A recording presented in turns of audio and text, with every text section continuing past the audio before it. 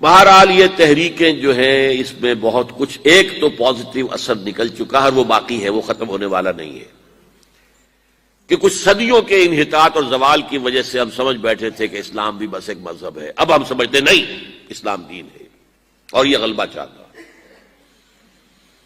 لیکن یہ تحریکیں سب کی سب ناکام ہوئی ہیں۔ اس کی دو وجوہات ہیں، ویسے میری کتابوں میں تفصیل سے بحثیں ہیں ان پر۔ پہلی وجہ یہ ہے کہ ان تحریکوں نے اسلام اور اس کے نظام پر تو بہت توجہ دی ہے، ایمان پر توجہ نہیں دی۔ اسلام ایک عمارت ہے جس کے نیچے بنیاد ایمان ہے۔ جب تک ایمان قوی نہیں ہوگا، لیونگ تھرابنگ ایمان، برننگ ایمان، ایمان وتھ کنوکشن، اس وقت تک یہ مہم سر نہیں ہو سکتی۔ اور نمبر دو، میتھڈالوجیز انہوں نے جو ہم عصر تحریکیں تھیں ان سے بورو کر لی، کمیونسٹوں سے لے لی، سوشلسٹوں سے لے لی، فاشسٹوں سے لے لی اور گوریلوں سے لے لی۔ یہ ساری جو ہے بوروڈ میتھڈالوجیز ہیں، حالانکہ اس میتھڈالوجی لینی چاہیے تھی سیرت محمد سے صلی اللہ علیہ وسلم۔ ان دو غلطیوں کی وجہ سے یہ ساری تحریکیں ناکام ہو گئی۔ اور اب ہونے والا کیا ہے؟ اب جو ہونے والا ہے، نمبر ایک، فوری طور پر تیسری عالمگیر جنگ جو سر پر کھڑی ہوئی ہے، آرمگیڈون جسے وہ کہتے ہیں بائبل کی اصطلاح میں، اور الملحمۃ الکبریٰ یا الملحمۃ العظمیٰ یہ حدیث کے اندر کہا گیا ہے۔ متفق گردید رائے بو علی بارائے من، انجیل کے آخری کتاب ریولیشنز آف جان، اس میں آرمگیڈون، اگر ڈکشنری میں دیکھیں گے تو آپ کو معنی ملیں گے آرمگیڈون کے، a very big war which will be fought between the forces of evil and good before the end of this world. اور اسی کا ذکر حضور نے کیا، بہت بڑی جنگ ہوگی، بہت بڑی جنگ ہوگی، مڈل ایسٹ اس کا میدان بنے گا۔ اور اس جنگ کے اندر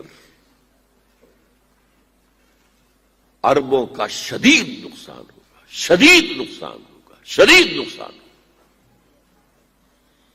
تہس نہس ہوں گے۔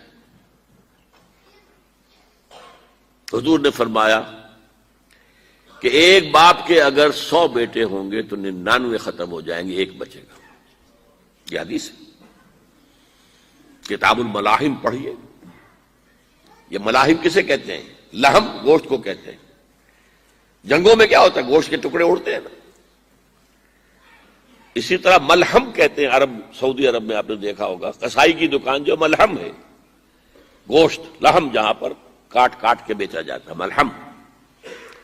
تو ملحمہ جنگ کو کہتے ہیں، ملاحم اس کی جمع ہے۔ الملحمۃ العظمیٰ، الملحمۃ الکبریٰ، یہ دو الفاظ حدیث میں آئے۔ عربوں پر یہ عذاب کیوں آئے گا؟ سمجھ لیجئے کہ امت مسلمہ اگرچہ پوری مجرم ہے، اس وقت پوری دنیا میں کسی ایک ملک کے اندر بھی اسلام کا نظام قائم نہیں ہے،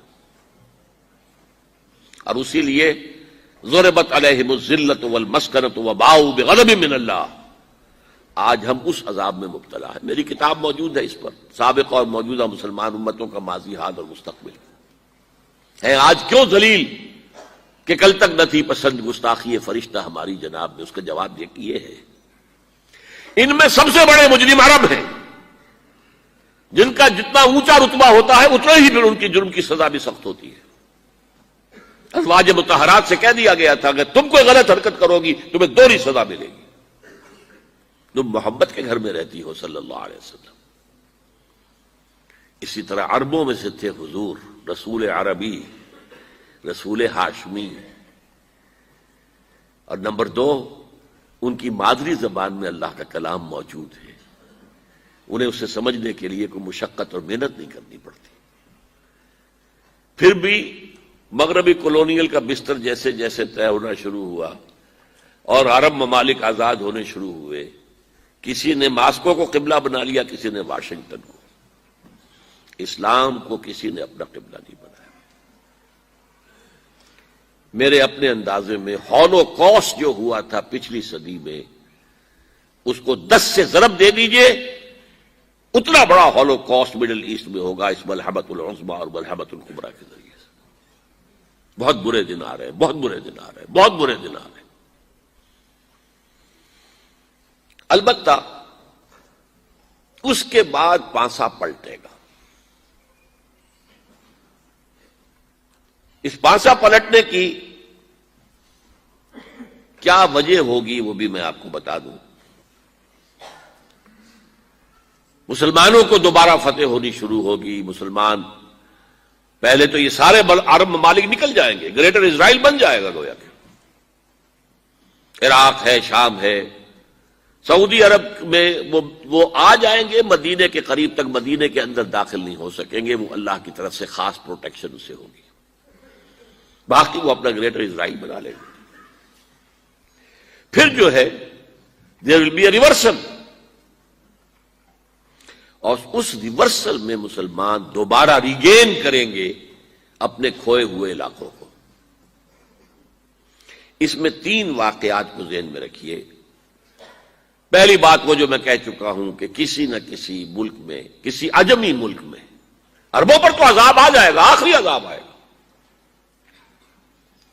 عجمی مسلمان ملک میں، نظری طور پر ایران بھی ہو سکتا ہے، افغانستان، پاکستان، اور کسی درجے میں بھارت، وہاں بھی تو آخر 20 کروڑ مسلمان ہیں۔ لوگ 18 کہہ دیتے ہیں اور وہ 12 بھی کہہ دیتے ہیں کہ 20 یا 25 کروڑ مسلمان بس رہا ہے ہندوستان کے اندر۔ بہرحال یہ جو دوبارہ پھر مسلمان جو ہیں ابھریں گے، اس میں پہلا سبب کیا ہوگا کہ کسی علاقے میں، عجمی مسلمان علاقے میں، خلافت علی منہاج النبوہ قائم ہو جائے گی۔ میرے نزدیک پاکستان اور افغانستان،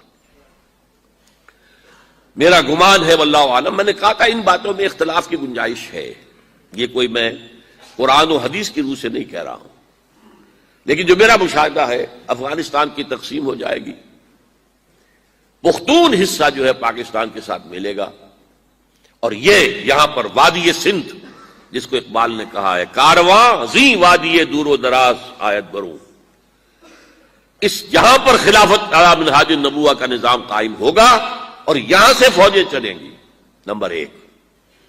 نمبر 2، عرب کے ریگزار میں 15ویں صدی کے مجدد کا ظہور ہو جائے گا۔ مہدی کو ہم مانتے ہیں مجدد، شیعہ مانتے ہیں 12ویں امام جو چھپے ہوئے ہیں، ان کے امام معصوم جو ہے 12، ان میں سے آخری جو ہیں وہ چھپے ہوئے ہیں غار میں 1200 برس سے، اور وہ ظاہر ہوں گے، یہ ان کا عقیدہ ہے، ہمارا نہیں ہے۔ ہم سمجھتے ہیں جیسے ہر صدی میں اللہ مجدد بھیجتا رہا، اسی طریقے سے میرے گمان میں 15ویں صدی کے مجدد جو ہے وہ حضرت مہدی ہوں گے، ان کی حکومت جا کر یہ فوج قائم کرے گی، عربوں میں دم نہیں ہوگا، وہ اپنی عیاشیوں کی وجہ سے بالکل کھوکھلے ہو چکے، دولت کی فراوانی اور عیاشیاں۔ یہ بھی سننے میں آتا ہے دروغ برگردن راوی کہ اگر کوئی فوجی قافلہ ان کا چل رہا ہوتا ہے تو وہ بجائے ٹرکوں میں بیٹھنے کے وہ اپنی کاروں میں بیٹھ کے ساتھ ساتھ چلتے ہیں، وہ ٹرک خالی چل رہے ہوتے ہیں، ٹرک کی سختی جو ہے، سخت سیٹ جو ہے برداشت کرنا ان کے بس کا روگ نہیں ہے۔ بہرحال یخرج ناس من المشرق یعطئون للمہدی، یعنی سلطان اس کی حکومت کو مستحکم کرے گا۔ پھر حضرت مہدی کی طرف سے شروع ہوگا معاملہ جہاد، اور یہ سارا جو ملک چھوٹ مسلمانوں کے ہاتھ سے نکل گئے تھے یہ واپس لے